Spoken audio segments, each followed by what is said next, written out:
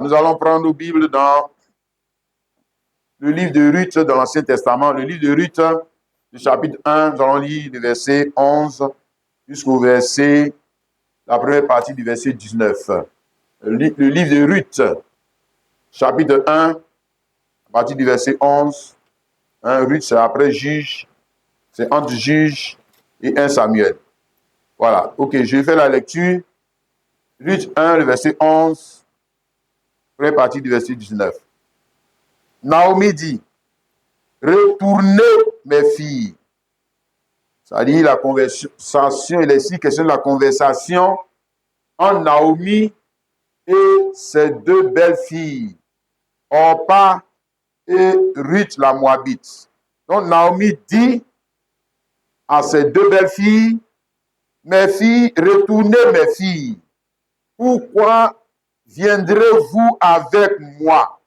Ai-je encore dans mon sein des fils qui puissent devenir vos maris? Retournez mes filles, allez, je suis trop vieille pour me remarier. Et quand je dirai, j'ai de l'espérance, quand cette nuit même je serai avec un homme et que j'enfanterai des fils, attendriez-vous pour cela qu'ils eussent grandi? Refuseriez-vous pour cela de vous marier?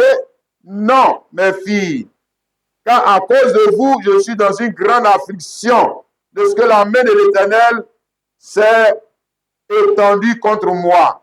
Et elle élevait la voix et pleurait encore.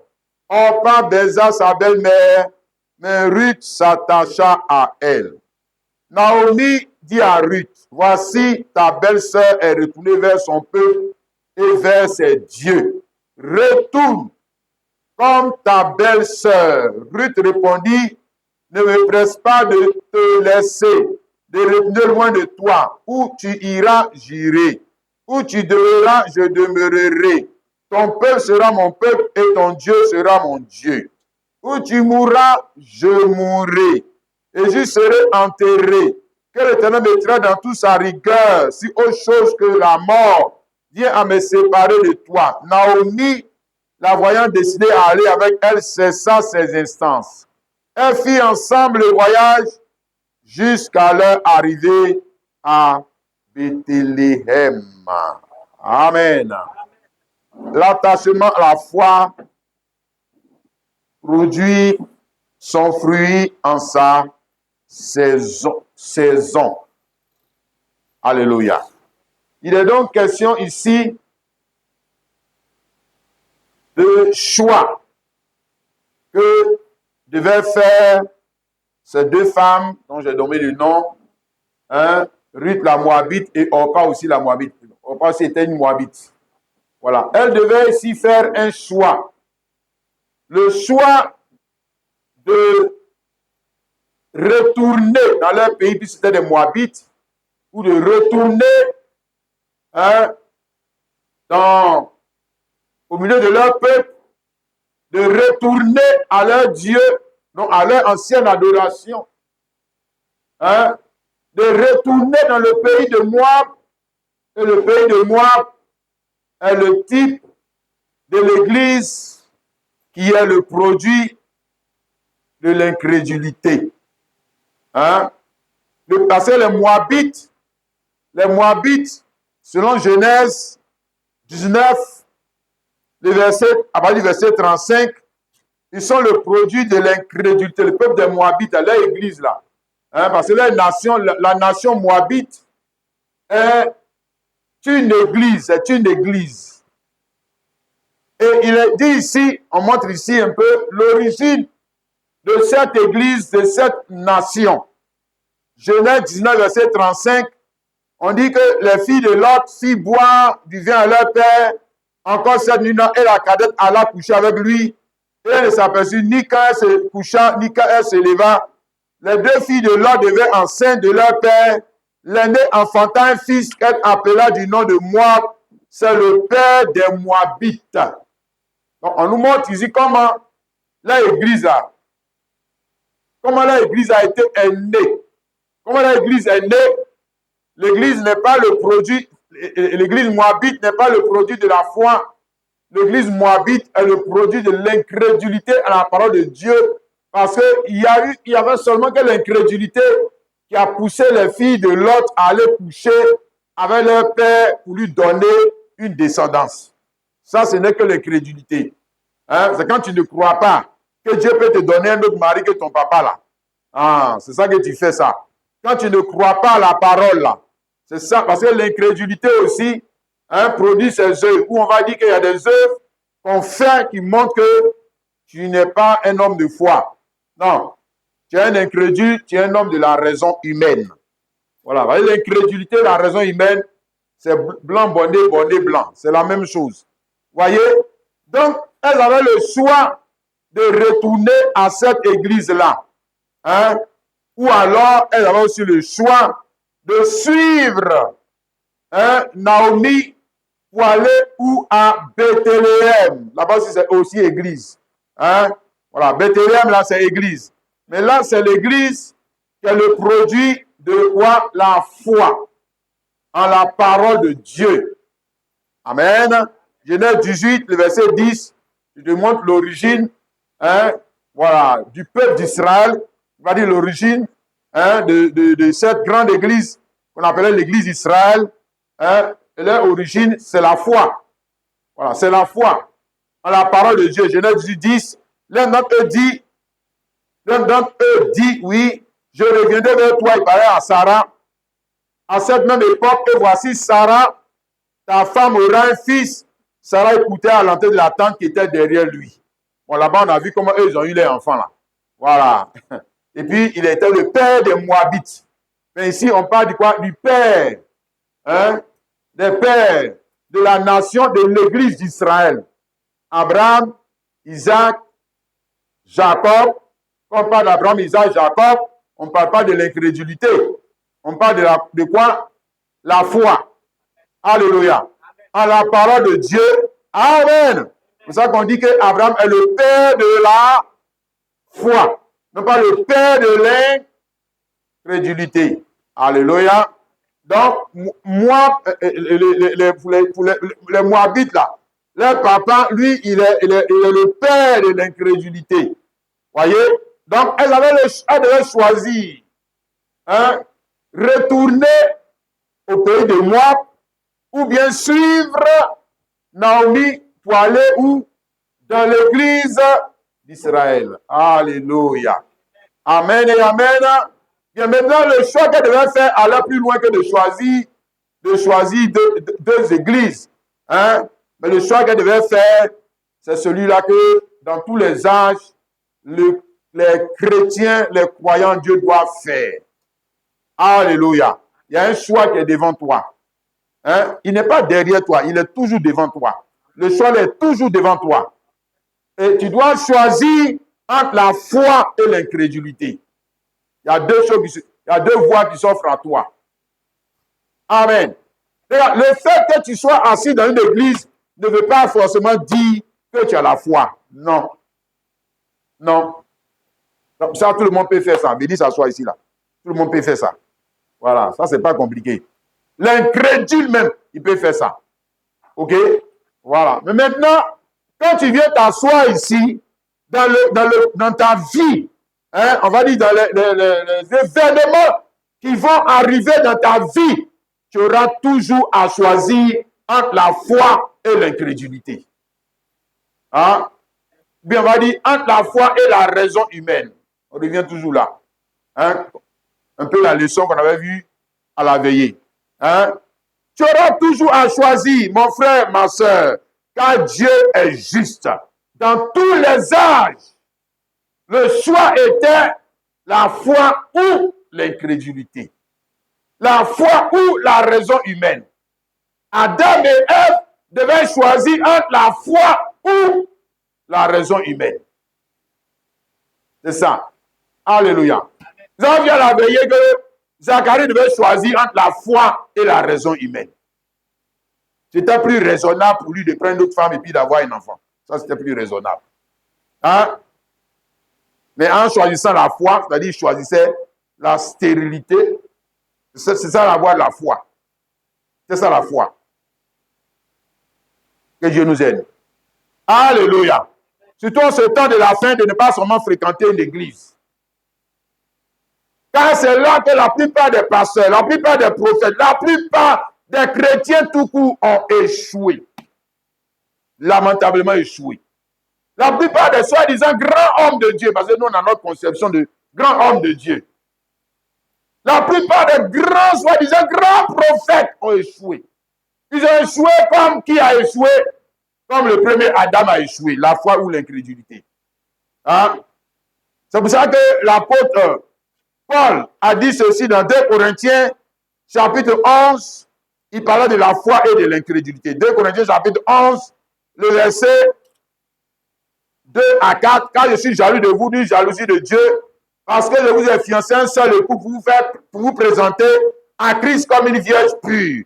Toutefois, de même que le serpent séduisit par sa ruse, je crains que vos pensées ne se corrompent et ne se détournent de la simplicité à l'égard de Christ. Car si quelqu'un vient vous prêcher notre Jésus, que celui que nous vous avons prêché, ou que vous recevez notre esprit, que celui que vous avez reçu, ou un autre évangile, que celui que vous avez embrassé, vous le supportez fort bien. Il est en train de parler de qui ici? Il ne parle pas des païens. On parle de choisir la foi, l'incrédulité là. Ce n'est pas les païens. Les païens ne sont pas dedans. On parle des chrétiens. On parle de l'église. On parle des pasteurs. On parle des prophètes. On parle de ceux qui sont déjà en train de prier Dieu. C'est à eux là, hein, que Dieu met le test de la foi ou de l'incrédulité. Tu vas prendre quel chemin? Hein? Mon frère, ma soeur, est-ce que tu as vu ça, mon frère chrétien? Alléluia! Donc, on vit que dans le choix qu'ils auraient fait, Ruth, la Moabite, et Orpa, aussi la Moabite, les deux étaient des Moabites. Hein? Voilà. Orpa va choisir de faire quoi? De retourner, hein, à l'église Moabite. C'est ça qu'elle dit dans Ruth 1, le verset 15.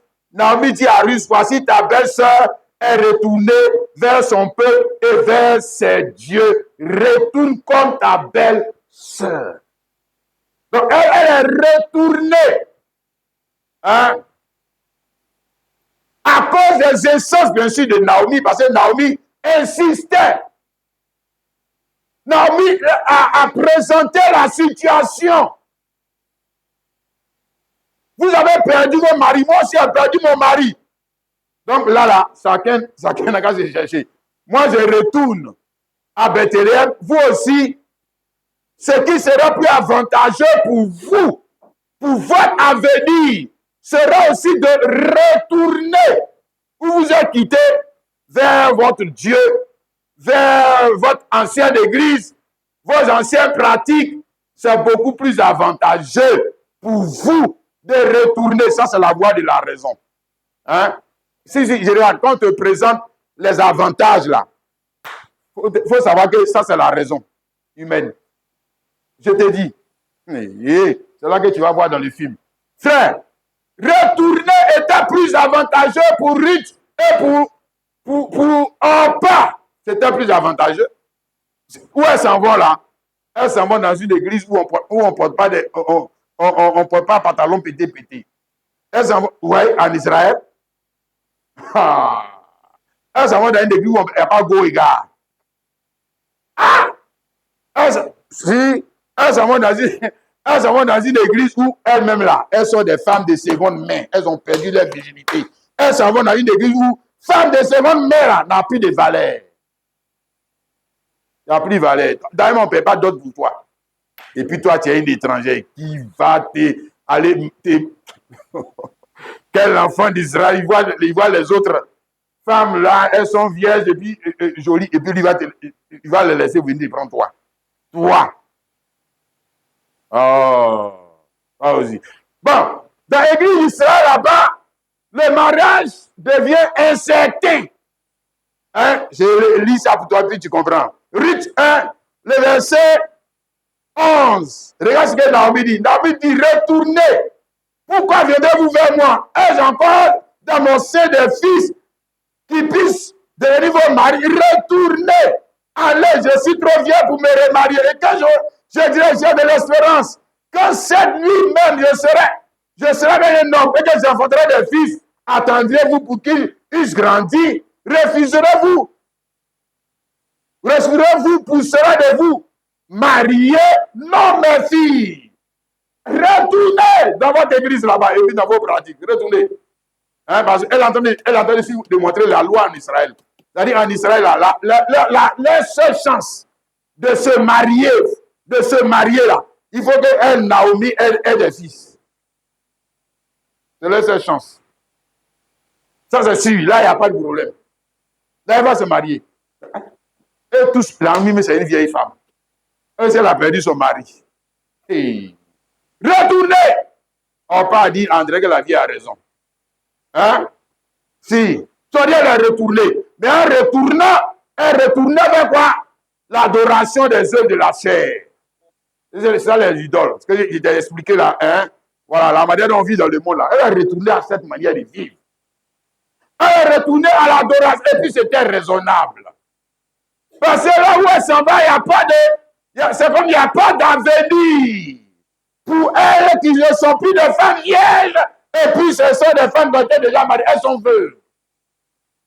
Elles sont des veuves. Hein? Elle est retournée. Et puis maintenant, Ruth, elle s'est attachée, le verset 14. Et elle levait la voix et pleurait encore. En bas déjà sa belle-mère. Mais Ruth s'attacha à Naomi. Et malgré qu'elle s'est attachée à Naomi, Naomi va encore lui présenter quoi? La réalité. C'est-à-dire ce qui t'attend. Où on va là? Ce qui t'attend. Ah. La vie qui t'attend là-bas. Ah, ma fille, c'est pas facile pour toi. Où tu veux aller là, c'est pas facile pour toi. C'est l'autre côté qui est facile. C'est l'autre côté où la vie est facile. C'est l'autre côté où la vie est beaucoup plus avantageuse. Parce que tu es une Moabite, non? Tu es dans ton pays, non? Ah. Voilà. C'est ça. Donc là-bas, la vie est beaucoup plus facile. Mais la Bible dit que Ruth la Moabite, le verset 18, Naomi, la voyant décider d'aller avec elle, cessa ses instances. Naomi, la voyant décider. C'est-à-dire, on met ici, elle met ici. Aïe, aïe, aïe, la foi. La foi, quand la foi se saisit d'un homme. Alléluia. Pas lui présenter toutes les difficultés. Tu n'as pas gagné mari, on ne fait rien avec ça. Tu n'as pas gagné travail, moi je ne fais rien avec ça. Et là, tu risques de mourir, je ne fais encore rien avec ça. Ça, ce n'est pas mon problème. Alléluia. La foi. Hein? Qu'un homme s'attache à la foi. Quelle sera, on va dire quoi? Quelle sera sa conduite? Hein? Regardez. Qu'un homme aussi s'attache à la raison. Quelle sera sa conduite? C'est le raisonneur. Lui, il veut d'abord voir l'intérêt. Tout de suite. Bah, si je mets mon argent, si je fais offrande là, si je donne par exemple 10 000, maintenant le faux prophète dit que si tu donnes 10 000, tu auras 100 000. Voilà, là je donne. Si je donne 100 000, j'aurai combien, prophète? Si je donne 100 000, tu auras 200 000. Voilà, là il donne. Voilà. Voilà, ça c'est le gars de la raison. C'est pour ça que c'est les faux prophètes qui vont toujours les couper. C'est pas des gens de la foi. C'est les faux prophètes qui vont toujours les voler et les couper. Hein? Ruth s'est attaché à Naomi. Hein? Et bien sûr, à tout ce que Naomi représentait comme valeur morale et spirituelle. Tu as compris ça, non? Amen. Oui. Alléluia. Parce qu'elle ne va pas à Bethléem pour aller vivre dans l'impudicité. Non. Parce que là où elle va, on ne vit pas dans l'impudicité. Là où elle va, on ne prend pas de go et de gare. Là où elle va, la vie est réglée par quoi? La foi. La foi. Mais chez les Moabites, la vie n'est pas révélée par la foi. La vie est révélée par la raison. Hein? La tradition. Vous ne pouvez pas dire, même leur papa là, mais le papa, moi, lui-même, il est né comment? Et puis lui avait dit régler la vie de quelqu'un par la foi. Et puis il va mettre les enfants au monde par la foi. Lui-même, il est né comment? Hein? Lui-même, il est le produit de quoi? La foi. Hein? Lui-même, il est le produit de l'incrédulité. Et c'est lui, le pasteur de cette église-là, qui va venir maintenant apporter le message de la foi. Hein? Quand lui-même est le produit de l'incrédulité, il peut faire quoi? Aïe. On ne donne que ce qu'on a reçu. Il ne peut pas donner autre chose. Donc, quand tu retournes dans son église, là, ça veut dire que toi, tu veux vivre selon la chair. Et vivre selon la chair, c'est vivre selon la raison humaine. Tu as compris ça, mon frère, ma soeur? Alléluia. Maintenant, en retournant, comme je tiens de t'expliquer, en retournant chez les Moabites, l'avenir de Orpa était beaucoup plus clair. C'était beaucoup plus clair. Tu as vu ça, non? Quand elle retourne là-bas, là, son avenir est beaucoup plus clair. En tant que femme de seconde main, femme qu'on a déjà touchée, femme qui a perdu sa virginité, femme qui a été déjà dans un foyer et puis maintenant qui est devenue veuve. Si elle retourne là-bas, elle peut avoir go et puis gars. Elle peut avoir les gars. Ça n'a pas de problème. OK? Voilà. En attendant que c'est pas la foi. Elle ne vit pas par la foi. En attendant que Dieu lui donne, elle peut attraper Kofi. Elle peut attraper Issa. Elle peut attraper Conan. Elle peut attraper. En attendant que. Parce qu'elle vit par la raison. Elle ne vit pas par la foi. Elle a choisi la raison humaine. Voilà. Donc, son avenir là-bas est beaucoup plus clair. Par contre, Ruth, la Moabite, en s'attachant à Naomi et tout ce que Naomi représente comme valeur morale et spirituelle, vous ne pouvez pas dire s'attachant au Dieu de Naomi. C'est ce qu'elle a dit ici. Elle a dit ici, je vais dire ça pour toi. Ruth répondit, ne me presse pas de retourner loin de toi, où tu iras, j'irai, où tu me demandes, je demeurerai. Ton peuple sera mon peuple, ton Dieu sera mon Dieu. Hein. Donc, il faut bien regarder. Hein. Jean, elle ne partait pas là-bas pour aller adorer tous ses fétiches. Non. C'est ce qu'on appelle la conversion. Alléluia. Donc, elle changeait de peuple, elle changeait de Dieu, elle changeait de famille.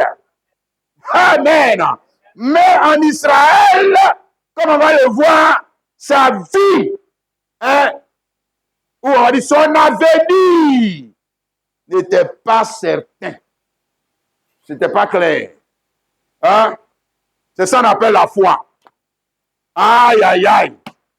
Si, quand la voie n'est pas claire, et puis toi, tu en prends ce chemin. Donc, ça que si c'est pas clair, puis tu en prends ce chemin. Donc, ça veut dire que toi, qu'est-ce que toi, tu as vu? Et puis, tu en prends ce chemin. Ben, selon la vue, là, on a dit quoi? Selon la raison humaine, le chemin, on te dit, si tu prends ce chemin-là, c'est pas sûr que tu réussisses. C'est pas possible. Hein? Prends le chemin de la raison. Là, c'est beaucoup plus clair. Hein? Voilà. Les choses sont beaucoup plus nettes. Mais le chemin de la foi, ça, c'est un autre sens. C'est un autre sens par lequel tu marches. Hein? Ça veut dire que ce chemin-là n'est pas clair. Mais toi, tu comptes sur Dieu pour que ce chemin-là soit clair. C'est ce que ça veut dire. Oui. Chemin-là n'est pas clair. Avenir-là n'est pas clair. Ce n'est pas net. Mais toi, tu comptes sur quoi? Quand tu as emprunté ce chemin, 2 Corinthiens chapitre 5, verset 7 dit, quand nous marchons par la foi et non par la vue. Maintenant, toi, tu marches par quoi? Forcez entre les deux, ce que tu as expliqué là. Entre les deux là, il y a un sens qui te conduit. Forcez. Nous marchons par la foi, alors que la foi, c'est un sens qui n'est pas naturel. Ce n'est pas le sens naturel de l'homme. Ça, c'est le sens de Dieu. Ça, c'est Dieu. Quand on parle de foi, là, on parle de Dieu. On parle de foi, on ne parle pas de toi. Toi, tu n'as pas la foi. Voilà. La foi, ça veut dire que tu commences à voir les choses comme Dieu. Alléluia. Tu commences à sentir les choses comme Dieu. tu commences à goûter les choses comme Dieu. C'est aussi un sens qui te permet de goûter, qui te permet de sentir, qui te permet de voir, qui te permet d'appréhender, qui te permet de juger les choses alors que la vue te dit, si tu passes là, tu ne vas pas réussir dès. Hein? Ah, le frère. Par quoi est-ce que nous marchons? Hein? Église de Dieu. Chrétien, chrétienne. Par quoi est-ce que tu marches? Parce que quand tu marches par la foi, hein, comme dans le cas d'Abraham, on dit Abraham, il était comme un vieux, ici dans Romains 4, le verset 17. J'étais établi père d'un grand nombre de nations. Il est notre père devant celui auquel il a cru. Dieu qui donne la vie aux morts et qui appelle les choses qui ne sont pas comme si elles étaient. Aïe, aïe, aïe. Dieu qui donne la vie aux morts et qui appelle les choses qui ne sont pas comme si. Et qui appelle les choses qui ne sont pas comme si elles sont. Aïe, aïe, aïe. Parce que quand Dieu lui a dit que tu vas t'appeler Abraham, il n'était pas encore père d'une multitude de nations. Il n'avait même pas encore eu le premier enfant de cette promesse. Il n'avait même pas un enfant. Bon, il avait Ismaël, mais ce n'est pas d'Ismaël qu'on parle. Nous qui comprenons le langage de Dieu, il a dit, père, ça veut dire que tu es enfant. Bon, moi, je te dis que tu es père d'une multitude de nations, alors que tu n'as pas d'enfant. Non, ça veut dire quoi? Ça veut dire que j'appelle les choses qui ne sont pas comme si elles étaient. C'est ce que ça veut dire. Et puis maintenant, quand toi-même, là, tu portes ce nom, et puis on te demande comment tu t'appelles, et puis tu commences à confesser comment je confesse. Ça veut dire que tu commences à parler comme moi. Ça veut dire que toi aussi, tu appelles les choses qui ne sont pas comme si elles étaient. Voilà. Parce qu'au début, son nom, c'était quoi? Abraham. Maintenant, c'est devenu quoi? Abraham. Hein? Donc, il change le nom. Changer pas seulement de nom. C'est pas comme, on va dire quoi, les musulmans. Quand tu t'appelles Kofi Kona, tu rentres chez eux, maman t'appeler Mamadou, ou bien je sais quoi. C'est pas ça. C'était changer de conception de la vie. Hein? Voilà. C'est pas un peu comme les catholiques. Quand tu rentres là-bas, tu t'appelles Aminata Koulibaly. On dit non, Aminata Koulibaly. Ça, c'est un nom de fétiche. On va l'appeler maintenant Rit. Ça veut dire quoi tout ça là? Vous avez changé son nom. Est-ce qu'elle a changé sa vision? Hein? Mais si elle avait changé sa vision là, le Dieu que les Moabites adorent, c'est pas ce que vous adorez dans l'église catholique. Hein? Alors, donc, c'est que quelle vision vous avez changé? Le Dieu que vous adorez là, c'est pas ce qu'on adore dans mon village à Djakaou.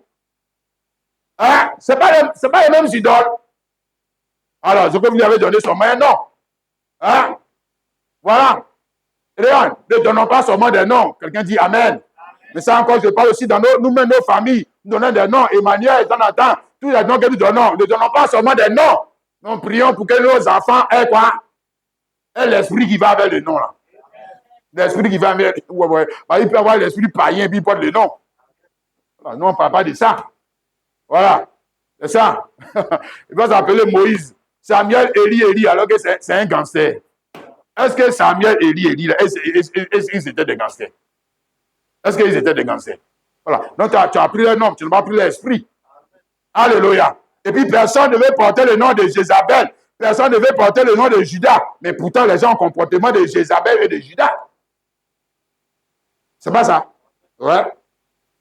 Elle s'appelle Élisabeth. Mais comportement, c'est le comportement de Jézabel. Voilà. Donc, nous, on ne parle pas seulement du nom. Donnez le nom. Ou donnez le nom, baptisez avec le nom. On parle surtout de. Parce que Ruth là. Ruth, la Moabite, elle est arrivée à naissance, c'était toujours Ruth la Moabite. C'était toujours Ruth la Moabite. On ne peut pas changer son nom. Hein?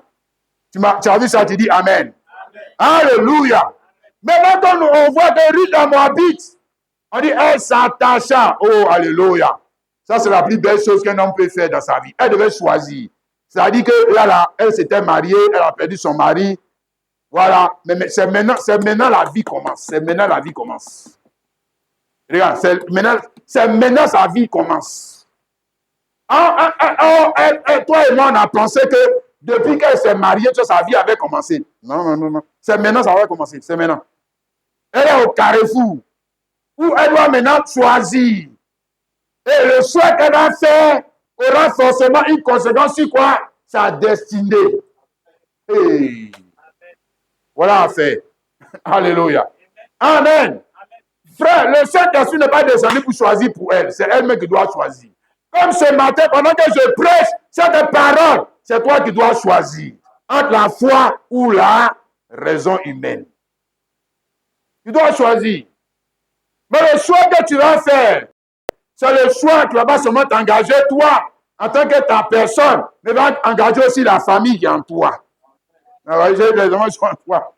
Alléluia. Oui, parce que tu les envoies dans une direction. Bon, si tu as fait le bon choix, bon, on va dire gloire à Dieu pour toi et ta famille.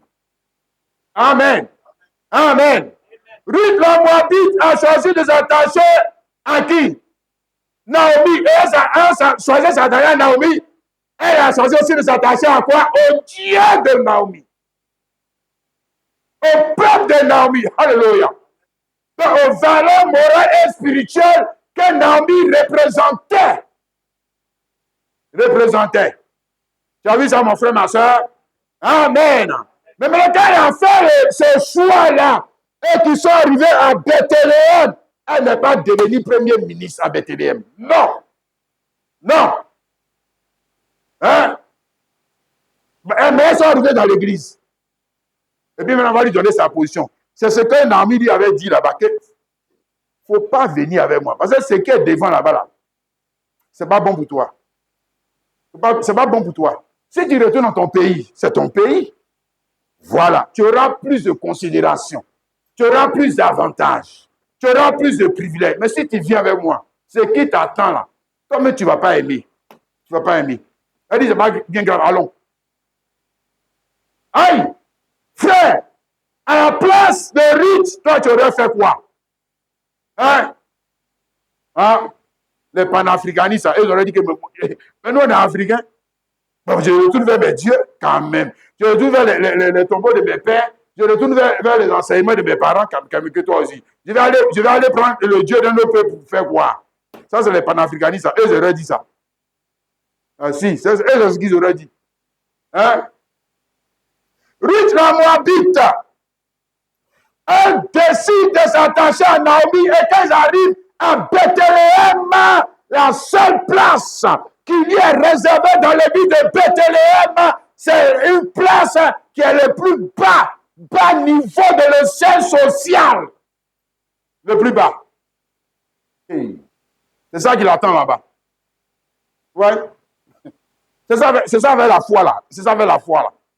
Ça ne nous fait pas monter dans un premier temps, ça te fait d'abord descendre.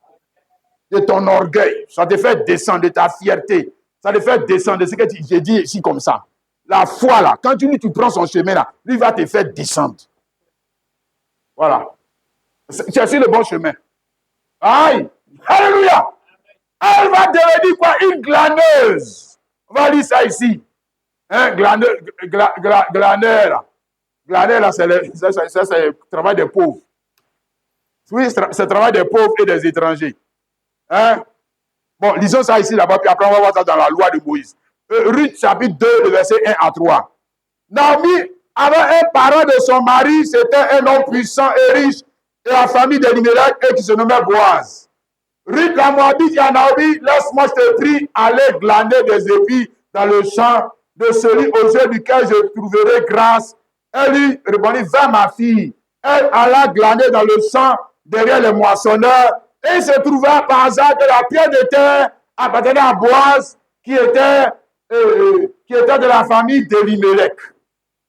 Donc, c'est Ruth la Moabite, elle veut passer les lois de l'époque. Il faut connaître aussi les lois de l'époque. Hein? Voilà, elle connaissait les lois de l'époque.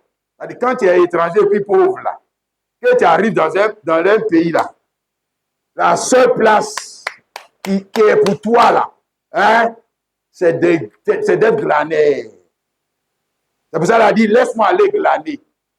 Hein? Laisse-moi aller glaner. C'est travailler. Hein? C'est moissonner, comme elle a dit là. Ici, elle alla glaner dans un champ derrière les moissonneurs. Donc, ça veut dire que toi, tu ne travailles pas. Toi, tu n'es même pas moissonneur. Moissonneur, c'est le mercenaire.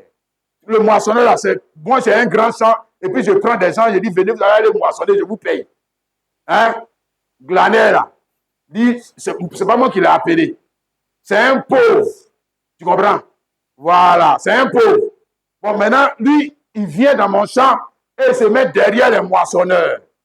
Genre, si les moissonneurs, ils ont enlevé, ce qu'ils ont enlevé comme ça sur le puits de maïs, tous, ou bien le riz, tout ce qu'ils ont enlevé, tout ce qui reste, les 1, 2, 3 grains de riz, bien, grains de maïs qui restent là.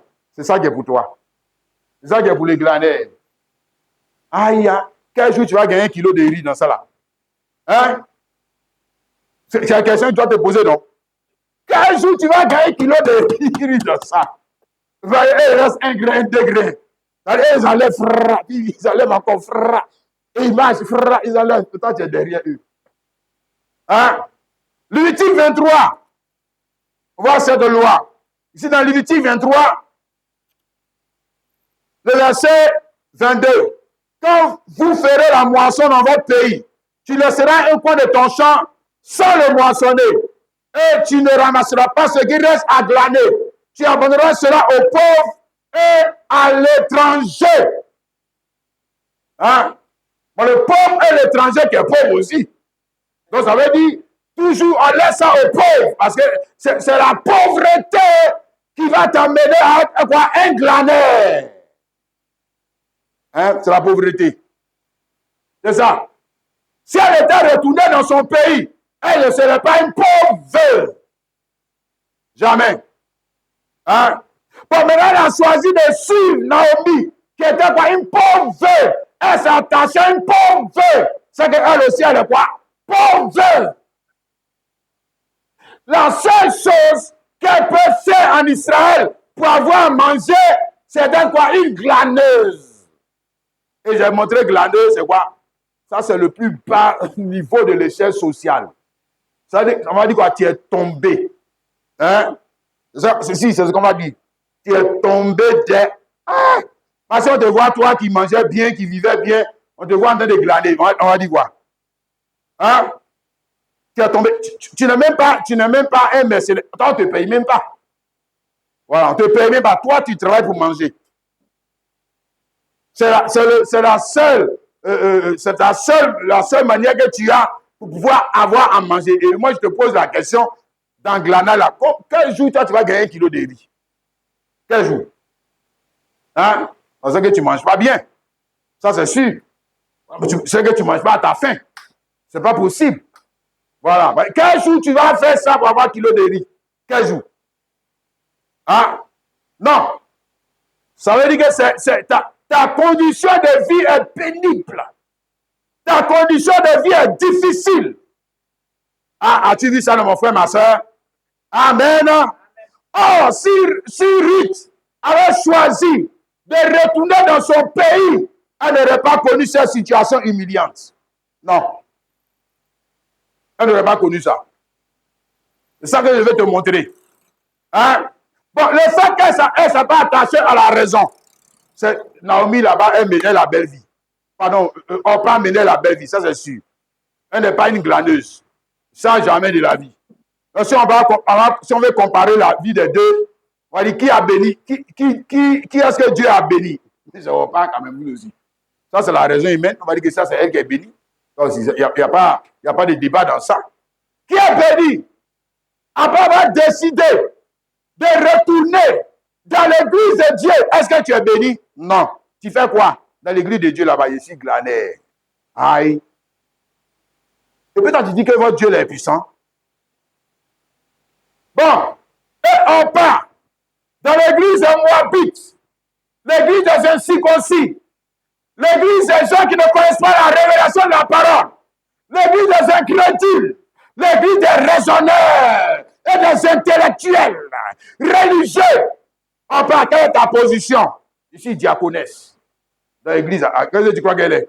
Elle devait dire, elle fait quoi là-bas? Elle est en haut.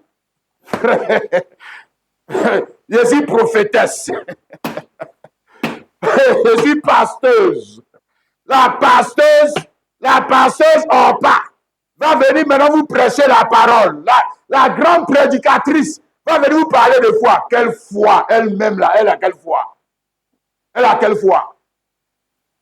Hein? Quelle foi!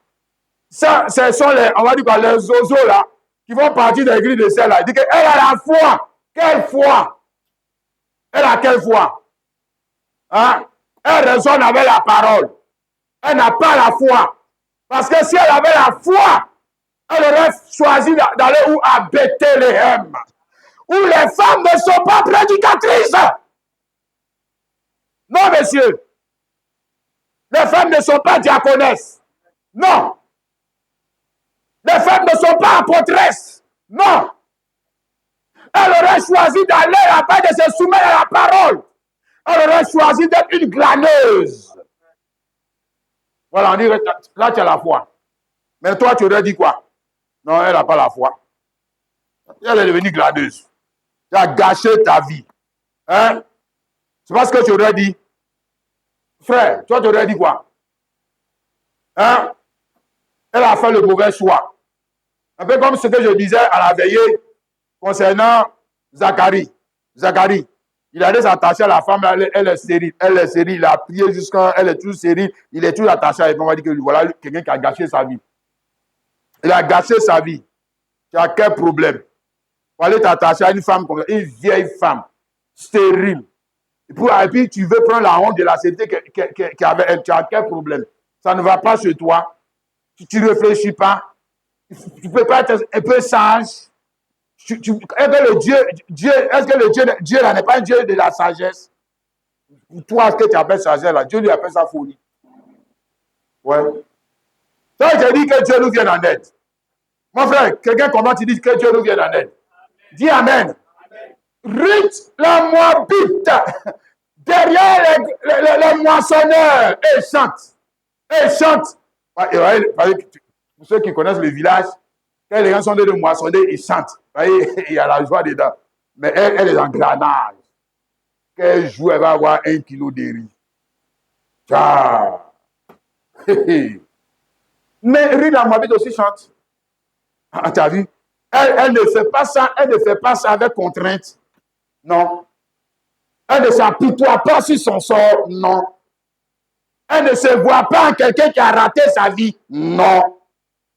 Non. À aucun moment, elle n'a fait ça avec contrainte. Elle n'a fait ça en gémissant. Elle n'a fait ça en se plaignant. Elle n'a fait ça en disant que, moi-même, si elle savait, on m'avait dit que de retourner là-bas, ma belle-mère m'avait dit, qui m'a dit, mais de ne pas l'écouter même. Non. Non, non, non, non. Non. Hein? Ça c'est souvent, tu vois, nous là, quand ça commence à devenir bizarre comme ça, puis on va dire, si elle savait. Voilà. Aïe. Tu n'as pas dit que tu as choisi Jésus-Christ. Tu n'es pas content. Hein? Tu n'es pas heureux. Tu n'es pas, elle n'est plus heureuse. Elle est prédicateur. Elle est prophétesse. Moi, je suis glané. Toi aussi. Entre les deux jobs là, lequel est glorieux? Hein? Mais toi, tu dois être content. Parce que Ruth la Moabite était contente de se lever chaque matin puis d'aller glaner. Alléluia! Oui, mon frère. Elle ne s'est jamais plainte. Elle était heureuse. Je vais lire ça pour toi ici. Ruth chapitre 2, le verset 8. Ruth chapitre 2, le verset 8. On dit verset 8. Voilà. Bon dit à Ruth, écoute ma fille, ne va pas glaner dans un autre champ. Ne te rends pas d'ici et reste avec mes servantes. Regarde où l'on moissonne dans le champ et va après elle. J'ai défendu à mes serviteurs de te toucher. Et quand tu auras soif, tu iras au vase et tu boiras ce que les serviteurs auront puisé. Alors elle tomba sur sa face en se prenant contre terre et elle lui dit à Boaz, comment ai-je trouvé grâce à tes yeux pour que tu te intéresses à moi, moi qui suis une étrangère. Pauvre étrangère. Il faut mettre ça, le qualificatif là. Hein? Pauvre étrangère. Moi qui suis une pauvre étrangère. Comment j'ai pu trouver grâce à tes yeux pour devenir quoi, une glanée dans ton champ? Elle parlait à qui? À qui? À Boaz. Alléluia. Voir le type de Christ, n'est-ce pas? Parce que lui là, il va devenir son mari après. Voilà. Mais regarde la relation, comment ça a commencé. Regarde la relation, comment ça a commencé. Ce n'est même pas maître et moissonneur. Non, non, non. C'est maître et glaneur. On me dit glaneuse. Hein? Glaneuse, il moissonne aussi. Mais pour lui, là, il n'y a pas trop de gloire dedans. Hein? Parce que lui, ce n'est pas un moissonneur mercenaire. C'est un moissonneur qui est contraint d'aller moissonner dans le champ des gens parce que s'il ne fait pas ça, il ne va pas gagner à manger. Donc, il moissonne pour manger. Il moissonne pour se nourrir. Aïe, aïe, aïe. Alléluia. Donc, Ruth, la Moabite, regarde, contrairement à toi et à moi, souvent, nous, on se plaint de notre condition de vie en Christ. Hein? On se plaint. Jean, on ne trouve pas que c'est un honneur pour nous de servir dans le champ de Jésus-Christ. Voilà. Il dit qu'il est chrétien, hein? Il dit qu'il est chrétien, hein? Mais il envie les païens qui sont des servis dans le champ des Moabites. Voilà. Et il dit qu'il est chrétien, hein? Voilà. Mais il ne voit pas que c'est un honneur. C'est un honneur d'être humilié s'il le faut, de pleurer s'il le faut, de gémir s'il le faut, de travailler avec difficulté s'il le faut, etc. Mais dans le sang de Jésus-Christ. Dans le sang de Jésus-Christ. Ouais. Parce que quand c'est dans le sang de Jésus-Christ, c'est un honneur. Ça, c'est un honneur. Alléluia. Mais quand c'est dans le sang de Moabite, même je dis, si tu es prophétesse, dans le champ de Moabite, ce n'est pas un honneur. Non? Ça, c'est un opprobre. C'est une honte. Bon, mais comme nous, aujourd'hui, on a notre manière de qualifier les choses. On qualifie les choses comme les païens qualifient les choses. Hein? On a vu à la veille comment Moïse a quitté sa position de fils de la fille de Pharaon pour venir et souffrir avec les enfants d'Israël. Et pour Moïse, c'était un honneur. C'était un honneur. Non. Il n'a pas vu ça en malédiction. Non. Il n'a pas vu ça en raté de vie. Non. Il n'a pas vu ça en quelqu'un, c'est un vagabond. Et quelqu'un qui n'a pas fait de bons choix. Non. Moïse a vu dans le choix de la foi qu'il avait fait un honneur de se retrouver dans la même condition que qui? Les enfants d'Israël. Alléluia. Amen. Et les enfants d'Israël, en ce temps, étaient le type de Jésus-Christ. As-tu vu ça, mon frère, ma soeur? Amen.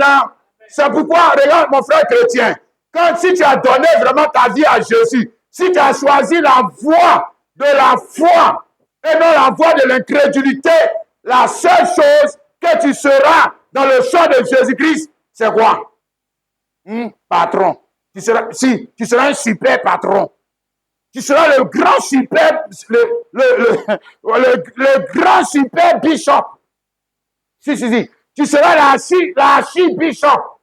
Oui, un archidiacre. Comme l'autre disait, archidiacre. Vous savez où il a vu ça dans la Bible? Archidiacre.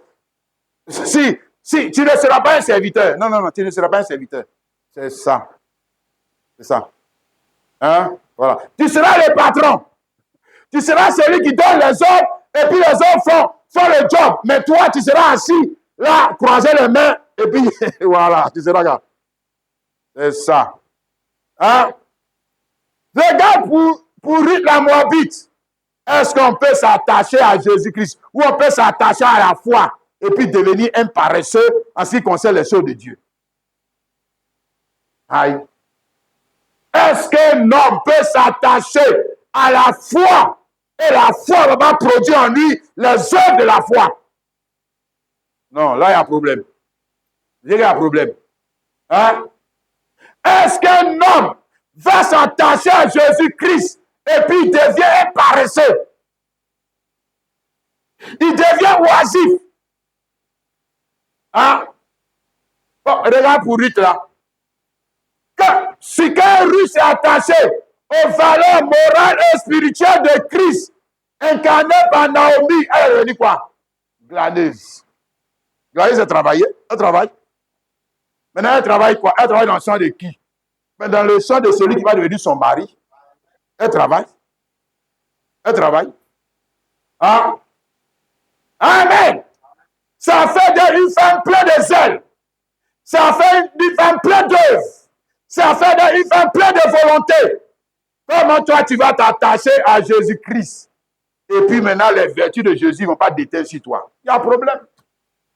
C'est que tu viens à l'église, pour l'instant, tu n'as pas encore choisi entre la foi. Bon, c'est que tu as choisi la raison. C'est que tu as choisi la raison. Autrement, quand on s'attache à Jésus-Christ, on ne devient pas grand serviteur. On devient un serviteur. Petit serviteur. C'est ça qu'on devient. Non, frère, si tu n'es pas encore devenu ça, c'est que tu n'es pas encore converti. Je te dis, tu n'es pas converti. Non, tu n'es pas serviteur. Tu n'es pas servante de Jésus dans son sang. Et tu n'es pas heureux de le servir dans son champ. C'est que tu n'es pas encore converti. Non, tu n'es pas encore converti. Hein? Vraiment, c'est un spectateur. Voilà, tu es un spectateur, tu es dans les tribunes, tu regardes les gens jouer. Mais le jour où tu seras converti, tu vas descendre dans le champ de Jésus-Christ. Alléluia! Pour chercher à glaner les âmes. Je te dis. Tu vas chercher à glaner. Voilà. Si cela n'est pas ta préoccupation, c'est que tu n'as pas encore choisi la foi. Non, pour l'instant là, tu es un bon petit religieux. Hein? Voilà, qui se contente de venir à l'église et de partir. Il vient, il va. Il vient, il chante les cantiques, il s'en va. Vous n'êtes pas dit, mais à la limite, mais est-ce que ça, c'est pas comportement de hors pas? Hein? Oh, le frère. Matthieu chapitre 20, le verset 25 à 28. Jésus les appela, il parle de ses disciples, et dit, vous savez que les chefs des nations les tyrannisent et que les grands les asservissent. Il ne sera pas de même au milieu de vous. Mais quiconque veut être grand parmi vous, quiconque veut être grand homme de Dieu, grand monsieur, grand type, on dit grand type entre guillemets. Bon, tu veux être grand type dans l'église de Jésus-Christ, bon, qu'il soit votre serviteur. Ah, le plus bas qui va être votre serviteur. Ah, et quiconque est le premier parmi vous, qui soit votre esclave. Ça, c'est le plus bas niveau de la société. Hein? Esclave. Hein? Toi, tu veux arriver à la position d'épouse, mais tu ne veux pas commencer par la position d'esclave. C'est que tu as échoué déjà même. Tu as échoué. Hein? Le frère. Tu veux arriver. Donc, Jean, quand tu penses que hein, nous, les chrétiens bizarres, là, ils pensent qu'on dit, on s'en va au ciel. Donc, tu seras encore dans le chômage au ciel, quoi. C'est ça. Oh, faut que tu fais rire. Non, il n'y a pas de place. Il n'y a pas de place pour les paresseux au ciel. Il n'y a pas de place. Non, non, non. Ils vont à l'enfer. Ils vont à l'enfer. Voilà. Ils vont à l'enfer. Il n'y a pas de place pour les gens qui sont des spectateurs. Ils vont à l'enfer. Si. Il y a de la place uniquement que pour ceux qui ont été appelés à faire un job. Ils ont un job à faire. Alléluia. Et pour faire le job, ils doivent se considérer comme des quoi? Des esclaves de Jésus-Christ. Dans le sang de Jésus-Christ. Et ça, c'est un honneur. Ouais. Oui, mon frère, ma soeur. Ça, c'est un honneur. Parfait honneur. Acte chapitre 2. Le verset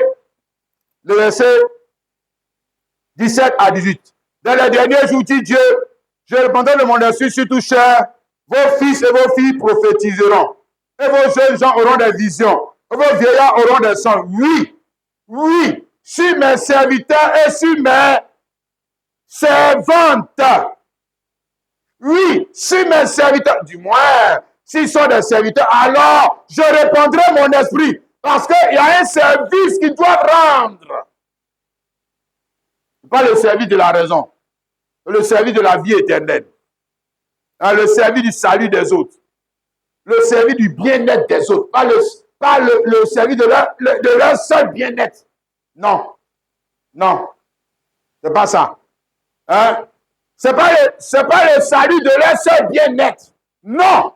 Ils n'ont pas été rachetés pour s'embellir eux-mêmes seulement. Non.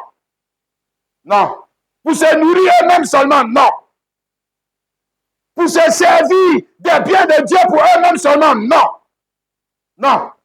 Mais ils ont été rachetés afin de servir à rendre les autres heureux. Oui. Oui. S'ils ne veulent pas faire ça, c'est que c'est la raison qu'ils ont choisi. Ils n'ont pas choisi la foi. Non. C'est l'incrédulité qu'ils ont choisi, oui. Ne pas dire la méchanceté qu'ils ont choisi, oui. L'indifférence qu'ils ont choisi, oui. Mais regarde, ma soeur, regarde pour Ruth. Hein? Ruth faisait ça à cause de qui? Glanera. C'était à cause de Naomi. C'est pas à cause d'elle seulement. C'est à cause de Naomi. Elle faisait ça pour nourrir Naomi. Je vais lire ça encore pour toi. Ruth 2, le verset 17 à 18. Elle glana dans le champ jusqu'au soir et bâtit ce qu'elle avait glané. Il y avait environ un defa d'or. Elle l'emporta et rentra dans la ville. Et sa belle-mère vit qu'elle avait glané. Elle sortit aussi le reste de son repas et le lui donna. Aïe, aïe, aïe, aïe, aïe. Quelle servante. Oui. Elle fait même plus que le souverain sacrificateur. Je te dis, frère. Lui, le souverain sacrificateur, il fait ça. Jamais. Jamais. Alléluia. Regarde. Avant d'arriver à la position, j'ai dit qu'après, elle va devenir, on va arriver là, elle va devenir l'épouse de Boaz. Mais avant d'être l'épouse de Boaz, elle doit d'abord la servante dans le champ de Boaz. Pour servir à quoi? Pour servir à nourrir les autres. Pas elle-même seulement, hein? Non, hein? Non. Voilà. Aïe, aïe, aïe. Dis amen. Dis amen, ma soeur. Elle doit servir à nourrir les autres.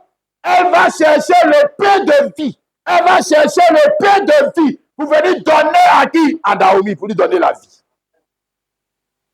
C'est ça, non? Le service de la vie éternelle. Amen. Ah, il y a Christ ici, hein, frère. Hein?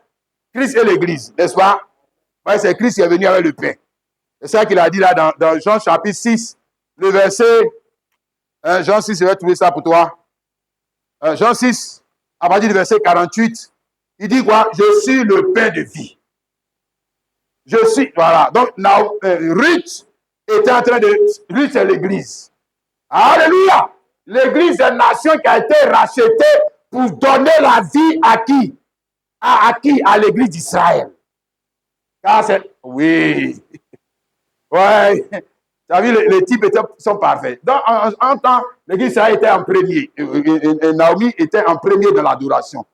Mais Ruth va la dépasser dans l'adoration parce qu'elle a été prédestinée pour prendre le pain de vie pour donner à Israël. Comme l'église des nations. Dans ce jour, l'église des nations a le pain de vie. N'est-ce pas? Et un enfant de Dieu a le pain de vie. Et le pain de vie te rend redevable. À qui? Aux autres. Autrement, tu seras jugé sévèrement. Toi, il faut t'asseoir dans l'église des gens seulement. Tu seras jugé sévèrement. Très sévèrement. Qu'est-ce que tu as fait du pain qu'on t'a donné? Hein? Bon, regarde Jésus, le pain de vie.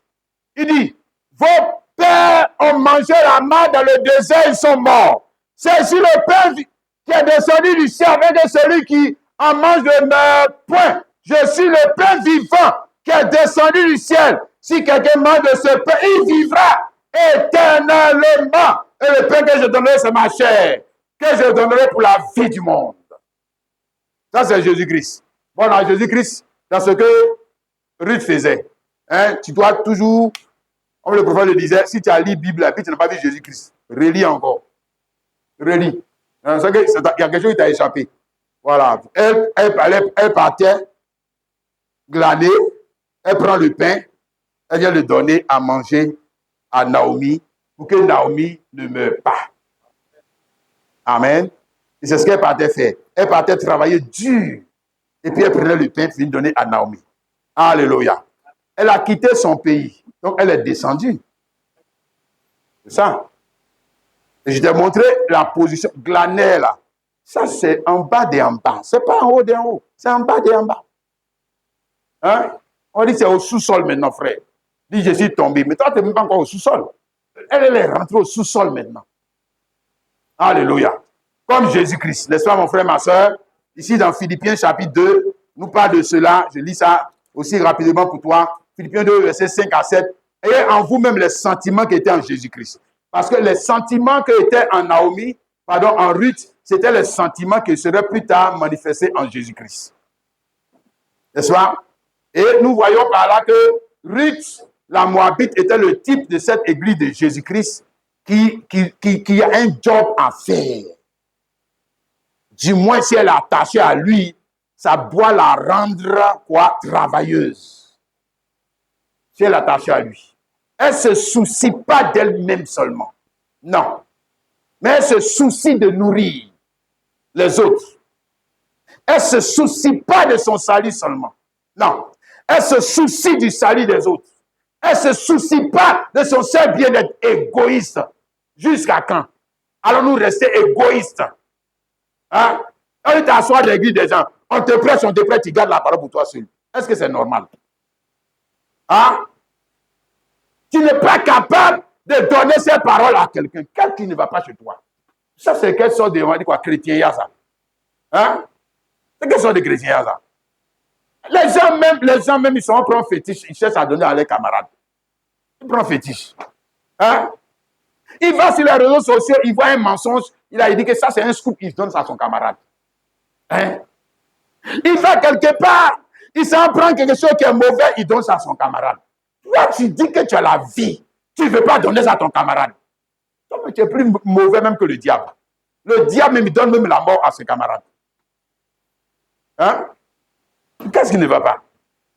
Depuis quand un homme censé va recevoir quelque chose qui est bien, il ne cherche pas à donner ça aux autres? Depuis quand?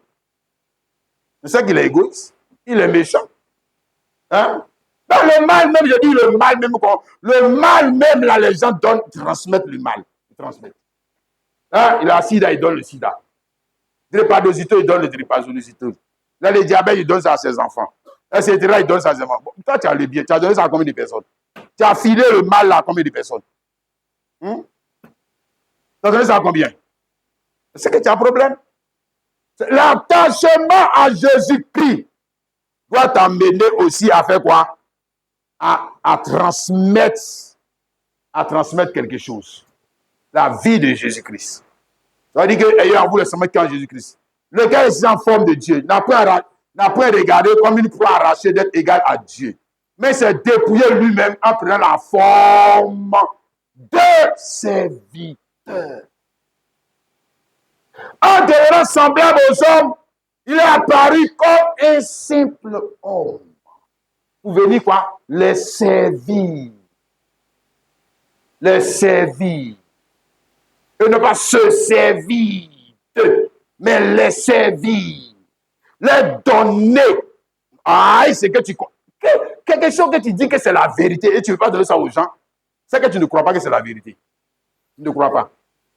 Hein? Tu as honte de donner ça aux gens, c'est que tu as honte de la vérité. C'est que tu doutes que c'est la vérité. Tu doutes. Tu t'es dit qu'il faut se moquer de toi, c'est que tu doutes que c'est la vérité. Hein? Non, regarde ça. Ici, c'est ce que Paul dit ici dans Romains chapitre 1, le verset 17, 14 à 17. Je me dois aux Grecs, aux barbares, aux savants et aux ignorants. Et toi, je me dois, c'est-à-dire je suis redevable. Hein? Je suis redevable. Parce qu'une personne qui a goûté la vie éternelle en Jésus-Christ devient quoi? Redevable. Alors ça, je te dis. Ouais? C'est que tu es redevable. Si Dieu te bénit, c'est que tu es redevable. C'est fini. Maintenant, si Dieu t'a béni et que toi, tu dis que tu n'es pas redevable, tu vas voir ce qu'il va te faire. Tu vas voir. Tu vas voir. Mais ça, pour l'homme qui a un homme raisonnable, il dit, il ne va rien me faire. S'il va te faire quelque chose, hein, parce qu'il t'a béni pour bénir. Il t'a béni pour bénir.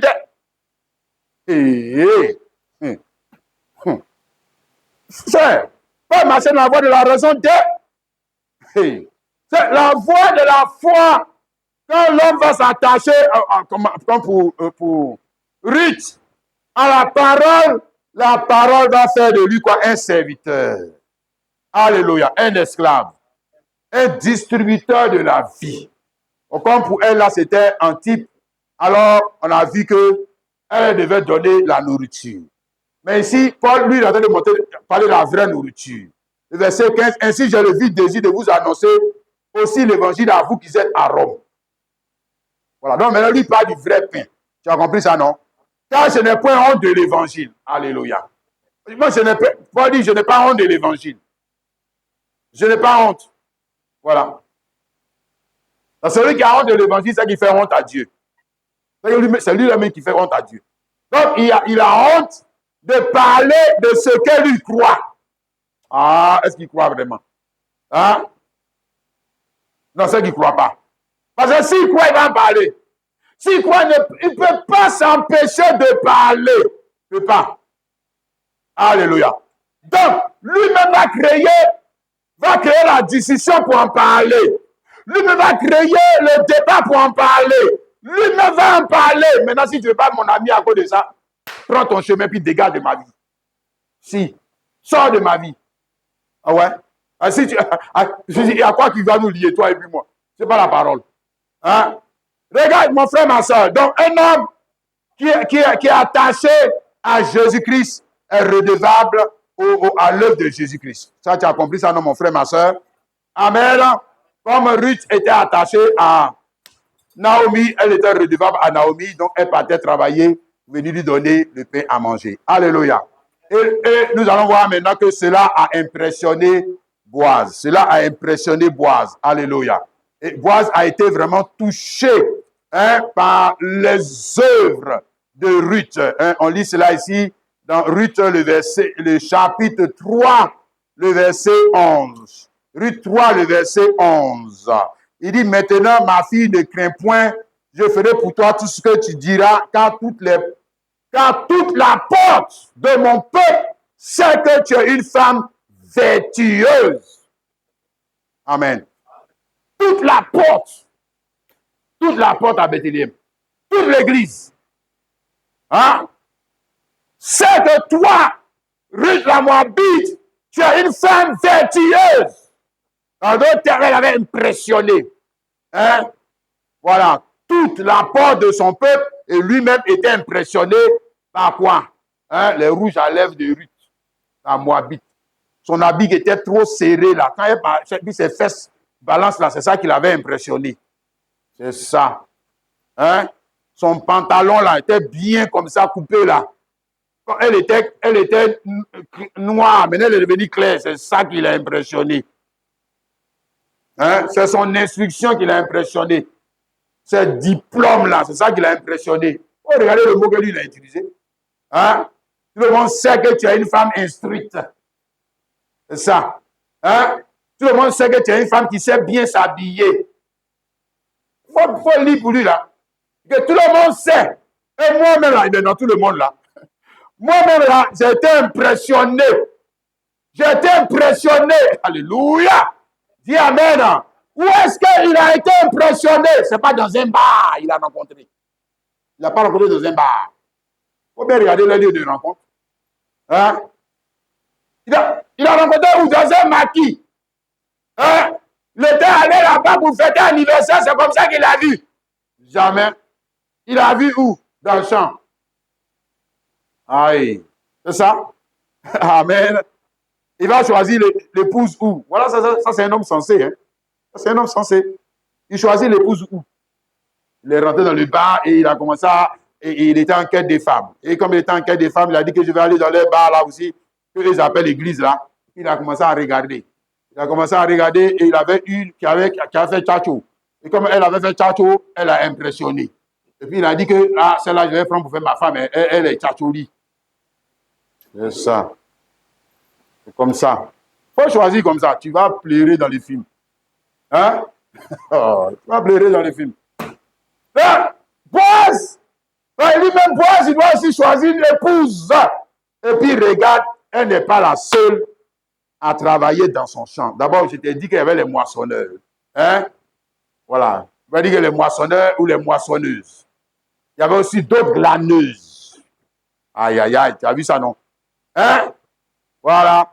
Maintenant, lui, il a regardé, il a commencé à les observer. C'est ça, un homme intelligent. Il commence à les observer. Il faut avoir des yeux, le frère, pour les observer. Commence à les observer. Et puis quand tu commences à les observer, tu vois comportement de quoi des tigres. Va prendre, tu vas voir des temps. Va prendre. Hein? Faut pas être intelligent. Hein? Les filles chrétiens ne choisis pas la foi, choisis la raison, tu vas voir dedans. Hein? Ne choisis pas la foi. Hein? Même dans le mariage, on choisit la foi. Je ne plaît pas la raison, on choisit la foi. Et Boaz va être impressionné. Et ça, c'est le type de Jésus-Christ dans ce jour. Comprends, mon frère, ma soeur? Il y a beaucoup d'églises. Alléluia. Il y a beaucoup de dénominations. Alléluia. Il y a beaucoup de pasteurs. Il y a beaucoup de prophètes. Il y a beaucoup de chrétiennes. Il y a beaucoup de ceci. Il y a beaucoup de cela. Et puis, tout le monde dit qu'on travaille dans le champ. C'est pas ça? Tout le monde, si, qui dit qu'il travaille dans le champ? Catholique travaille dans le champ. Tout le monde est dans le champ. Tout le monde est dans le champ. Mais qui est-ce que lui va choisir dans ces femmes-là pour en faire sa femme? Voilà. Toute la question est là. Hein? Lui va choisir qui? Il doit choisir une église pour en faire sa femme. Ils sont tous dans les champs en train de travailler. C'est ça. Ceux qui ont fait Tchatcho là, il va les choisir. Et il y a Tchatcho aussi en Jésus-Christ. Ils ont fait Tchatcho. Hein? Ils rendent l'église à toutes les femmes sont en pantalon. Puis c'est l'église comme ça que lui, il veut prier dedans. Non, il y a des hommes, même nous autres, quand les regarde, on ne sait pas. On ne sait pas, mais qu'est-ce qui est dans les têtes? On ne sait pas. On ne sait pas ce qu'ils cherchent. Hein? Voilà, on dit que la chair est faible. C'est vrai, on est tous, on va dire, plus ou moins tentés par les choses. Mais quand même, quand tu dois choisir, là, ça ne va pas faire des tentations. Quand même, toi aussi. Oh. Regarde, Jésus-Christ, il doit choisir aussi. Crois-tu qu'il sera impressionné par les rouges à lèvres? Crois-tu? Jésus-Christ. Oh. Crois-tu qu'il sera impressionné par les diplômes des chrétiens? Tu crois-tu qu'il sera impressionné par les titres? Je suis assis bishop. Je suis quoi? Général. Je suis quoi? Guide spirituel. Crois-tu que ça impressionne Jésus-Christ? Non, c'est que Jésus-Christ est tombé aussi. Comme toi. Quand même. Oh. Non, forcé, il y a quelque chose qui l'impressionne. Forcé. Il y a quelque chose qui va attirer son attention. Comme on a vu avec Boaz. Hein? Ruth, c'est une moabite étrangère. Femme qui a été déjà touchée, mais c'est celle-là, elle n'est pas vierge, frère. Elle était déjà touchée. Femme de seconde main, mais elle est impressionnée avec quoi? Elle est impressionnée avec quoi? Hein? Elle est plus vierge. Non, avec quoi elle est impressionnée? Mais les œuvres, ces œuvres montrent qu'elle est convertie. Ce n'est pas affaire de vigilité. Ces œuvres montrent qu'elle est convertie. Même si tu es vierge, tu n'es pas converti. Tu es un danger pour celui qui va te prendre. Ça, c'est toujours jeûner, prière. Tu es un danger. Même si tu es puceau, tu n'es pas converti. Tu es un danger pour la femme qui veut s'allier à toi. Tu es un danger. Qu'est-ce que ça a changé? Pas la crainte de Dieu. Hein? Tu n'aimes pas les choses de Dieu. Hein? Tu n'aimes pas souffrir pour les choses de Dieu. Hein? Tu n'aimes pas valoriser les choses de Dieu. Toi, tu es un danger pour celui qui veut s'attacher à toi. Tu es un danger. Regarde, l'homme là, il a été impressionné. Or, ici, nous avons le message de Jésus-Christ. Jésus-Christ qui cherche une épouse. Qui va l'impressionner? Avec quoi nous on peut? Toi, tu peux impressionner Jésus avec ton argent. C'est nous autres là on peut être impressionnés par ça. Hein? Toi, tu vas impressionner Jésus avec ton argent. Toi, tu vas impressionner Jésus avec ta grosse cathédrale que tu as bâtie. Tu vas t'impressionner avec ça. Non. Non, lui n'est pas impressionné par ça. Hein? Tu as compris, non? Il dit Amen. Hein? Jésus est impressionné par quoi? La vertu. Ses vertus. Alléluia. Quand il voit ses vertus, son caractère, dans un homme, dans une femme, alors là, ça l'impressionne. Ça l'impressionne. Amen. Ils ont dit que ce n'est que la foi. Quand tu choisis la foi, ça va produire les vertus. Parce que la foi, c'est le commencement. Et puis après, les autres choses vont venir s'ajouter. On a compris ça, non? Amen. Amen. Il a dit ici dans 2 Pierre, chapitre 1, le verset 8, 2 Pierre 1, 8, car si ces choses sont en vous, hein, à commencer par la foi jusqu'à la charité, elles ne vous laisseront pas. Et ils sont avec abondance, elles ne vous laisseront pas un oisif, de stérile. Donc, oisif, c'est-à-dire qu'il est là, il ne fait rien. Hein? Il ne fait rien. Il ne cherche pas à faire quelque chose pour Jésus-Christ. Non. Non, non. Il vient s'asseoir, il écoute beaucoup d'années, il s'en va chez lui. Il vient s'asseoir, il écoute beaucoup d'années, il s'en va chez lui. Même prendre une brochure, il dit que j'ai lu cette brochure, ça m'a touché. Est-ce que je crois que si tu lis aussi, ça va te toucher. Il ne fait pas. Voilà. Le salut des âmes, ça n'importe peu. Voilà. Donc, si ces choses sont en vous, donc la foi de Jésus en vous, l'amour de Jésus en vous, est-ce qu'on peut s'attacher même à une chose sans, on va dire quoi, sans faire quelque chose pour montrer qu'on aime ces choses? Aïe. Est-ce qu'on peut? Quelqu'un qui s'attache au football, il est attaché au football. Voilà, bientôt, ils vont commencer les cultes du football. Est-ce que quand nous, on va faire culte ici, lui va venir? Il fait quoi ici? Là, il ne vient pas. Aïe. Lui, il aime le football. Pourquoi il va venir ici? Mais il fait là où on adore ce qu'il aime. Donc, il va mettre son argent, dans la chose à laquelle il est attaché. C'est comme ça. Il met son temps aussi là-bas. Il met sa vie aussi là-bas. Mais est-ce qu'on peut être attaché à une chose et puis on ne fait pas des œuvres pour plaire à cette chose? Pour impressionner cette chose? Ou pour impressionner cet homme? Oh non, c'est que ce n'est pas vrai. C'est que tu n'es pas encore bien là. Bon, toi, ton attachement, ce n'est pas encore bien ça. Regarde, mon frère. C'est pourquoi il dit que si ces choses sont en vous, et ils sont avec abondance, elles ne vous laisseront pas un oisif. Ce n'est pas possible. De stérile. Stérile, ça dit, il n'est pas fécond. Il n'est pas fécond pour Jésus-Christ. Il ne produit pas de fruits pour Jésus-Christ. Ou il ne s'inquiète pas qu'il n'est pas fécond pour Jésus-Christ. Il va faire quoi avec ça? Ça, c'est l'homme de la raison. Hein? Il est attaché à la raison. Il n'est pas attaché encore à Jésus-Christ. Il marche par la raison humaine. S'il est attaché à Jésus, je dis que ça va produire forcément des œuvres. Et les œuvres que ça va produire, ça va impressionner celui à qui tu es attaché. Hey! Mais le gars, il m'aime vraiment. Hein? Ouais. Alléluia. Donc, Jésus-Christ doit être impressionné. Hein? Tu dois chercher à lui plaire. Alléluia. Tu dois chercher à toucher son cœur. Hein?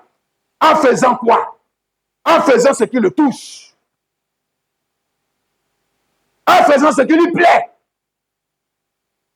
En faisant ce qui va porter lui son regard sur toi.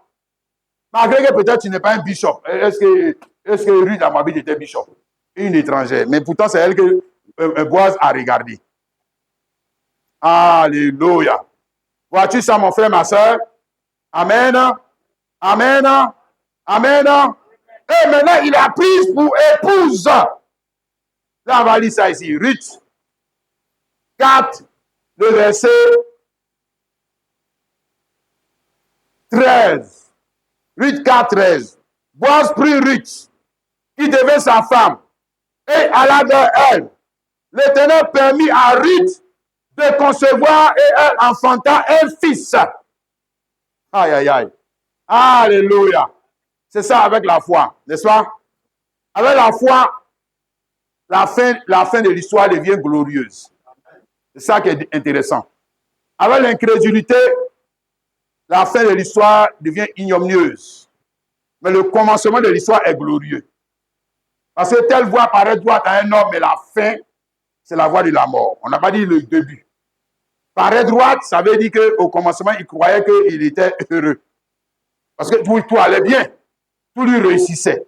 C'est pour ça qu'on dit la voie paraît droite. C'est la fin qui ne paraît pas droite. Pas le début, pas le milieu, pas presque la fin, mais la fin. C'est arrivé à la fin, il va commencer à regretter. Si il savait, j'allais écouter le conseil de la foi. C'est à la fin de la foi de l'incrédulité qu'on regrette. Parce que la voie de l'incrédulité, c'est la voie du regret. Quand tu arrives à la fin, tu regrettes. Ouais. Amen. Bon, la voie de la foi, le commencement, c'est difficile. Le commencement, c'est comme si tu as fait le mauvais choix. Le commencement, c'est comme si tu n'as pas d'avenir. Le commencement, c'est comme si, vraiment, et puis tu dois faire même plus d'efforts que les autres. Si tu dois faire plus d'efforts que les autres, comme on a vu pour Ruth, hein, la Moabite, elle a commencé en tant que graneuse. Ça veut dire qu'elle a travaillé plus fort que les autres. Là où les autres travaillent un peu et puis gagnent à manger. Elle doit travailler beaucoup pour avoir 1 kilo de riz. Elle doit travailler beaucoup pour avoir 1 kilo de riz. Les autres travaillent un peu, ils ont le kilo de riz. Donc il dit que la grâce de Dieu est avec moi. Parce qu'il travaille un peu, il a les kilos de riz. Il travaille un peu, il a les kilos de riz. Il travaille un peu, il a les kilos de riz. C'est que Dieu est là. Maintenant, pour lui, elle travaille beaucoup. Et puis, elle a les kilos de riz. On dit que non, toi, Dieu n'est pas avec toi. Pourquoi toi, tu travailles trop pour avoir un peu? Tu travailles trop. Hein? Mais la fin, ici, elle est au bout du chemin. Elle est arrivée au bout du chemin. Oh, Dieu nous aide à arriver au bout du chemin. Dis Amen. Dieu nous aide à arriver au bout du chemin. Parce que quand elle est arrivée au bout du chemin, hein, comme il a dit, celui qui persévérera jusqu'à la fin, il sera sauvé, il va voir ce qu'il n'espérait même pas voir. Hein? Parce qu'elle est arrivée au bout du chemin, elle est passée, ici, c'est un changement de statut. Hein? Voilà, elle est descendue. Maintenant, après elle est descendue, elle monte maintenant. Parce que là, maintenant, on fait d'elle l'épouse, co-héritière. Dis Amen, hein? Des biens de Boaz. Au début, elle n'était pas co-héritière. Elle était glaneuse dans le champ de Boaz. Or, le champ de Boaz allait devenir plus tard son champ. Dis Amen, hein? Pourvu qu'elle travaille dans le champ avec honnêteté, le champ va devenir son champ. Dis Amen, hein? Maintenant, c'est arrivé où Boaz maintenant la rachète. Oh, alléluia.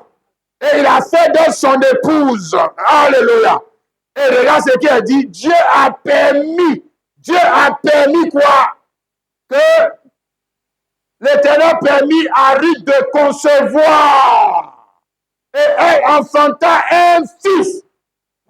Permis parce qu'elle avait déjà été dans un premier couple. C'est ce que ça veut dire. Permis, ça veut dire que là-bas, elle n'a pas eu d'enfant. Hein? Tu as compris ça, non? Elle n'a pas eu d'enfant avec Maslon. Non. Dieu n'a pas permis qu'elle puisse avoir un enfant avec Maslon. Mais là où ce que Dieu n'a pas permis avec Maslon, Dieu va le permettre avec Boaz. Alléluia. Dis Amen. Parce que c'est avec Boaz, en réalité, c'est avec Boaz que se trouve quoi? La destinée de Ruth. Pas avec Maslon. Pas avec Maslon, non. Hein?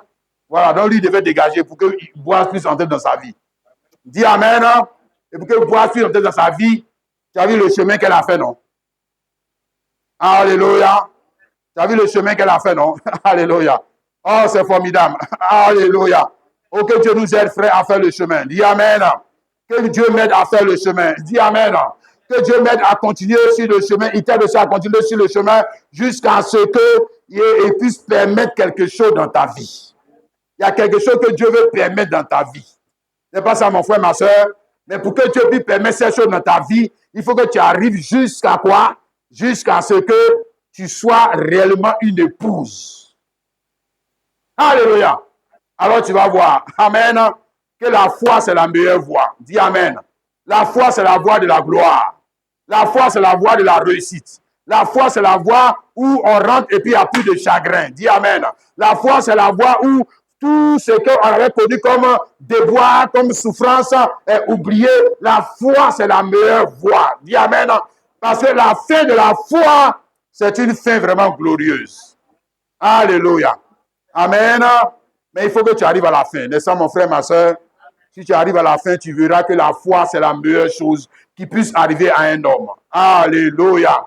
Mais avant que tu n'arrives à la fin, si tu t'arrêtes, tu vas parler comme les autres là. Moi, je suis allé là-bas, je n'ai rien vu. Hein? Ouais, c'est comme ça que tu as parlé. Si Ruth s'était arrêté d'en faire des glandages, là, toujours glander, glander. Toujours glander, glander. On ne peut même pas gagner 1 kilo de riz. C'est qu'elle a fait ça. Attends, moi, je vais retourner dans mon pays, chez les Moabites là-bas, ouais. C'est qu'elle a fait ça. C'est quelle sorte de vie, ça? C'est une vie misérable. Ça, c'est pas la bonne vie, ça. C'est pas la vie de Dieu, ça. Ça, c'est pas la vie de Dieu, ça. Fin! Elle n'aurait jamais connu ça. Aïe, aïe, aïe. Dis amen. Non, elle aurait connu peut-être le bonheur des Moabites, hein, mais pas celui-là. Pas celui-là. Pas celui-là. Hein? Ma soeur, mon frère. Alléluia. Quelle est la voie que tu veux emprunter? Hein? Pour arriver au mariage. Quelle est la voie que tu veux emprunter pour arriver au bonheur? Moi, je te dis, emprunte la foi. Dis amen. Hein? Emprunte la foi. Alléluia. La foi ne déçoit pas. Amen. Hein? Du moins, quand on arrive à la fin du chemin, n'est-ce pas? Quand on arrive à la fin du chemin, alors on voit la gloire de Dieu. Alléluia. On voit la gloire de Dieu, n'est-ce pas? On voit la gloire de Dieu venir, n'est-ce pas? Et puis on sent que, en réalité, Dieu a porté un regard sur nous. Alléluia. Pour que Dieu puisse permettre cela. Aussi, n'est-ce pas? Ce qu'il a permis pour Ruth, ma prière, c'est qu'il permet aussi pour ça pour toi. Alléluia. Ce qu'il a permis pour Ruth, alléluia. Et puis il a débloqué la vie de Ruth. Je dis que Dieu permet ça aussi pour toi. Amen.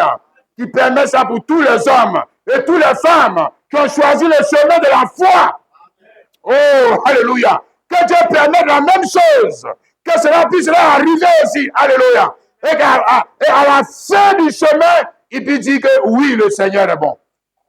Amen. Alléluia. Tu as vu la fin de la vie de Ruth la Moabite, non, n'est-ce pas? Mais est-ce que tu connais la fin de la vie de Ruth, de Orpa? Est-ce que tu connais la fin de sa vie? Tu connais? Non, tu ne la connais pas. C'est pas ça? Non, tu ne connais pas. Voilà, tu ne connais pas. Voilà. Jamais on va prêcher. Là où sa vie s'arrête à où elle est retournée, on s'arrête là, avec elle. C'est fini. Hein? Voilà, elle est morte dans l'anonymat là-bas. Voilà, sans souvenir. Hein? Sans avenir. Sans rien. Hein? Elle a été enterrée quelque part là-bas. Hein? On ne la connaît même pas. Voilà Ruth la Moabite. Aïe, aïe, aïe. Elle est entrée dans la généalogie. Elle est entrée dans l'histoire d'Israël. Elle est entrée dans l'histoire d'un peuple auquel elle n'avait pas droit. Mais sa foi l'a fait entrer là où l'incrédulité d'Orpa n'a pas pu la faire entrer. La foi te fera entrer, frère. Alléluia. Je suis certain que la foi te fera entrer. Amen. Alors, on va s'arrêter là. Mais bien, mon frère, ma soeur. Et puis, on va chanter ce chant sur les feuilles qu'on avait chanté tout à l'heure. J'aime mieux avoir Christ. J'aime mieux avoir Christ.